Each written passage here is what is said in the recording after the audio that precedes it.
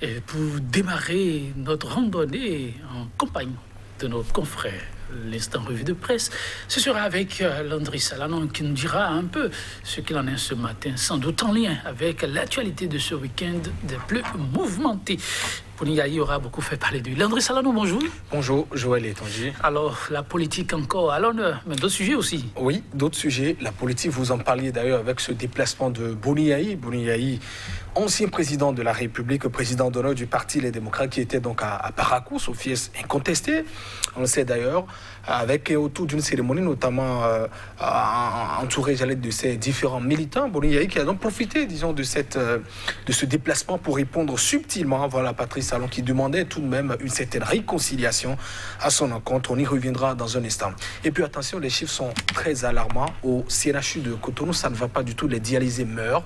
Par dizaines, je dirais même par centaines. En tout cas, ils sont déjà plus de 300 qui ont donc perdu la vie dans l'espace, disons, d'un an. La suspension, notamment, disons, des prises en charge, c'était à 100%, ont-ils donc rappelé, uniquement réservé à une certaine catégorie d'agents de l'État. Qu'en est-il exactement? Le cri de cœur du président des dialysés, on y reviendra aussi dans un instant, Joël Etonji. Et puis ce drame aussi qui se joue, j'allais dire, l'organisation de concours sous la rupture, dernier cas en date. Il s'agit évidemment de cette fraude organisée, enregistrée lors du concours de recrutement des auditeurs au niveau de la justice. Les quotidiens qui continuent toujours d'appeler à situer les responsabilités, notamment au niveau de la hiérarchie. Ouais, on a un menu très alléchant pour démarrer la semaine. On ne demande pas mieux. Alors on démarre avec quel quotidien? Nous démarrons justement avec ce cri de cœur, j'allais dire ce SOS, disons au niveau des dialysés avec Matin Libre. Matin Libre qui nous parle donc du CNHU Hubert Kutukumaga de Cotonou. SOS, beaucoup de dialysés meurent. Voilà ce que nous dit donc le journal. Avant Patrice Talon, on avait décrété une prise en charge à 100%. Aujourd'hui, un patient doit débourser 200 000 francs CFA par semaine pour 2 séances. Voilà donc les propos du président des dialysés. Autrement dit, 800 000 francs CFA pour le traitement par mois. C'est pesant, on y revient dans un instant, Joël Etonji. Politique, notamment dans la 8e circonscription électorale. Bouniaï dope le moral aux démocrates. Voilà ce que nous dit donc le journal. Et puis, élection, j'allais dire professionnelle, des raisons du report, nous dit par ailleurs le quotidien Matin Libre. La dépêche qui revient aussi sur ces chiffres très alarmants. CNHU, suspension de la prise en charge suite aux réformes du gouvernement de la rupture. Des centaines de morts dans le rang des dialysés. Voilà ce que nous dit donc le journal qui appelle notamment à une certaine clairvoyance du chef de l'État, notamment du gouvernement. Et l'événement précis qui parle donc de ce dossier fumant au niveau du ministère de la Justice, aveu des mises en cause dans l'annulation du concours de recrutement des auditeurs de justice. La justice est éclaboussée, voilà ce que dit le journal. Il y a nécessité de sanctionner, notamment de situer les différentes responsabilités. Le confrère de la matinée nous parle de cette gestion de l'électricité au Bénin avec cette interrogation. Le délestage est-il de retour en République du Bénin? Grosse interrogation du journal en sa manchette. Et puis Dynamise Info qui semble aussi ironiser en tout cas à travers sa manchette aujourd'hui, parlant, disons, de cette actualité, probable absence aux prochaines élections, disons, dans la course de ABT, Abdoulaye Biochane, de Pascal Irene Koupaki, Bignon et autres. Autre temps, autre mœurs, voilà ce que dit donc le journal Talon, voilà un boss tout simplement, dit le quotidien. Et puis vœu de réconciliation émis par son successeur. Bouniaï remercie Patrice Talon pour le bien et le mal dans sa vie, voilà, autre précision donc du journal. Et puis le Nouvel Observateur qui parle aussi du chef de l'État, Patrice Talon, président de la République, et cette déclaration: gérer un pays, c'est gérer les problèmes d'aujourd'hui et régler aussi les problèmes de demain. C'est ce que nous faisons, voilà ce que dit, ou ça qu'a dit donc Patrice Talon sur le terrain, propos rapportés par le quotidien. Et puis reconnaissance des partis politiques au Bénin. Pourquoi un récépissé provisoire au lieu d'un récépissé définitif, s'interroge par ailleurs le journal. Et quant à Joël Aïvo, voilà, quand Joël Aïvo dérange, nous dit aussi par ailleurs le journal, après la police, la Covid politique, pour mieux le confiner, c'est donc une interrogation. Et puis cette réconciliation souhaitée par Patrice Talon, réconciliation au Bénin, Bouniaï répond à Patrice Talon avec ironie depuis la ville de Paracou. L'éco-info nous parle de supposés tests positif au coronavirus. Le professeur Frédéric Joël Aïvor reçoit le soutien de 4 partis et mouvements politiques. Ces partis qui dénoncent notamment une manipulation politicienne de la pandémie de la Covid-19 et exigent donc la transparence de la part des autorités sanitaires au Bénin. Et puis Boni Yayi, qui était donc au siège du parti Les démocrates à Parakou, il s'est réjoui du combat citoyen démocratique qui a donc abouti à l'obtention du récépissé. Et Point Média nous envoie donc au niveau de l'Assemblée nationale. Préoccupation des députés sur le franc CFA, quid notamment des misères quotidiennes des Béninois, s'interroge le journal. Le quotidien qui semble donc dire aux députés de se pencher aussi sur cette question. On parle aussi des normes démocratiques. Le Bénin est en rupture de banc. Voilà ce que le dit le journal. Et puis déclaré positif au Covid-19, les soutiens de Joël Aïvor dénoncent une machination. L'Afrique en marche, nous parlons de la vie des associations Novicha, maintenir la flamme toujours allumée. Voilà, mention spéciale, samedi, donc aujourd'hui, le journal. Aux organisateurs parlant de cette fête identitaire qui a donc bouclé, on s'apprête à boucler les 100 ans. On parle aussi de la politique à la une de l'Afrique en marche. Réconciliation, Patrice Talon ne vise que ses intérêts, dixit Boni Yayi, dans la ville de Parakou.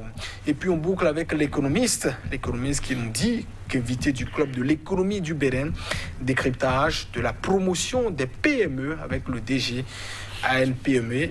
Ce sera donc demain, le quotidien spécialisé qui demande donc aux Béninois de prendre le rendez-vous au niveau de ce club pour mieux comprendre, le fonctionnement de l'ANPME. Joël Étanger. Merci à vous, Landry Salano. Beaucoup de la matière, comme le disait à l'entame. Nous allons démarrer avec un sujet de grand intérêt avec Maté Libre qui lance ses SOS à sa une. Oui, et les chiffres évoqués par le quotidien sont donc très alarmants. Au moins 300 décès des dialysés, disons, en l'espace d'un an. Voilà, notamment ces chiffres qui ont été donc évoqués au niveau du CNHU Hubert Kutukumaga.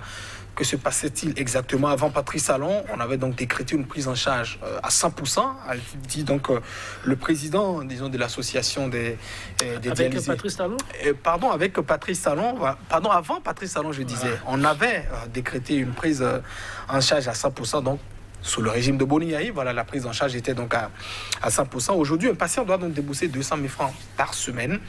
C'est ce que rapportent donc, disons, les propos du président de l'association des dialysés au niveau du Bénin. Alors, le traitement coûte très cher. On sait qu'ils sont donc un certain nombre qui souffrent donc de cette pathologie.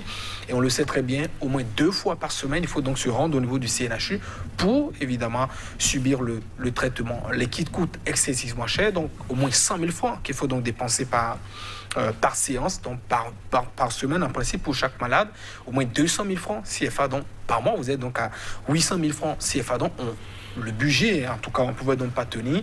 Et quitte, suite aux différents plaidoyers, le régime de Boni Yayi avait donc quand même décrété la gratuité à 100%, avec les réformes, en tout cas depuis le 1er janvier 2019, a donc rappelé le président de l'association des dialysés, on a suspendu la prise en charge intégrale, c'est-à-dire à 100%, elle n'est désormais réservée qu'aux agents permanents de l'État. Or, il se fait que beaucoup de personnes également qui souffrent de cette maladie ne sont ni agents permanents de l'État et aussi d'autres qui n'ont même pas de boulot. Il s'est fait aussi, qui sont donc des Béninois, malheureusement. L'État qui est donc garant de la santé des Béninois doit pouvoir aussi subvenir à certains besoins. Et le nombre de décès qu'on enregistre totalement dans ce silence amène quand même les différents acteurs, notamment les quotidiens, à demander un œil beaucoup plus bienveillant du chef de l'État, Patrice Talon. Parce que, rapporte d'ailleurs le président, après après avoir pratiquement saisi toutes les émissions, on nous a dit que la solution est dans les mains de Patrice Talon. Il faut qu'il puisse quand même avoir un regard envers tous ces dialysés. Ça n'est pas que le sujet n'est pas inconnu. Souvenez-vous, on en parlait déjà depuis plusieurs mois et ces cas, mais plus de 300 décès déjà dans leur rang. C'est alarmant. Je crois que, on le dit souvent, la République doit pouvoir aller au secours de ses enfants. Et on demande, au chef de l'État, Patrice Talon, quand même, au-delà de ces réformes qu'on peut avoir, on ne peut pas avoir de réforme pour enregistrer des décès. Il faut quand même un regard bienveillant à l'endroit de ses compatriotes, de ses concitoyens, pour qu'ils soient quand même aussi en vie. Sait-on jamais, peut-être qu'on a aussi des présidents de la République parmi eux. Et ils apportent quand même aussi à la République. Ce sont des Béninois, ce sont voilà, des personnes tout court. Et la vie humaine est sacrée et inviolable. Alors, André Salano, nous allons parler, pourquoi pas, éco, avec Éco-Info, Oui. mais politique au relais de santé publique, si vous voulez. Covid-19 qui fait toujours ravage ici, inquiète désormais, on pourrait dire, la santé d'un probable candidat, mais là on y voit de Covid politique. Exactement. Vous savez, depuis que Joël Aïvo a été donc confiné à la maison, et c'est l'Éco-Info qui nous parle d'ailleurs de supposés tests positifs au coronavirus, on avait abordé les conditions dans lesquelles le résultat lui avait été donc communiqué. Il s'apprêtait à se rendre à Porto Novo pour un meeting, bientôt plus d'une semaine déjà, qu'il est confiné. Je crois les 14 jours, en tout cas, de confinement doit pouvoir terminer le 26 décembre pour lui. Donc pratiquement, on est à la fin de l'année. Alors pour beaucoup de ces soutiens, en tout cas, c'est juste des manœuvres du pouvoir en place, en tout cas des manœuvres, je vous ai dit, forcément pas indexées, pour empêcher Joël Aïvo de se rendre donc, sur le terrain parce qu'on estime qu'il dérange autant. Et les conditions dans lesquelles la proclamation, disons, la communication du résultat est intervenue, je dirais même que c'est un patient VIP parce qu'il a quand même l'opportunité qu'on l'appelle quand même au téléphone et lui dit, autrement, des gens se déplacent.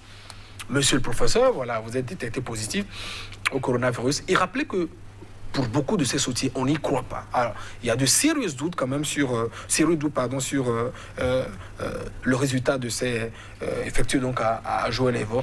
Tout compte fait, ce sont des agents, comment dit-on, de la santé qui l'ont fait. Lui-même avait dit, je voudrais donc pas mettre en danger la vie de mes concitoyens, preuve de responsabilité, donc il reste simplement à la maison. Et, sauf que les questions également que se posent les soutiens. Après cela, qu'est-ce qu'on peut également inventer ou créer pour toujours empêcher l'élan de Joël Aïvo, lui qui estime quand même qu'au-delà même de toutes les entraves, qu'il prendra donc le contrôle du pays dans 6 mois. Attendons donc simplement de voir ce qui arrivera. Mais on se pose donc la question, est-ce que, alors pour quel intérêt ou dans quel intérêt on pourrait, sous le prétexte d'un résultat, en tout cas inventer, j'allais dire un résultat et dire que vous êtes contaminé et le contraindre simplement à la maison. Parce que lui me rappelle, je ne souffre donc qu'un symptôme. Je rappelle également qu'il y a des cas aussi asymptomatiques. Forcément, on peut ne pas avoir des symptômes, mais toujours porter la maladie. Mais la question qui se pose aujourd'hui est de savoir, Aïvo a-t-il peut-être la possibilité aujourd'hui de faire un contre-test, c'est pas ailleurs, pour voir si les résultats sont temps. Peut-être que c'est la solution également qui lui reste aujourd'hui à explorer. Mais pour le moment, il est à la maison. Merci à vous, André Salano, chers téléspectateurs. Merci aussi pour la fidélité. À demain.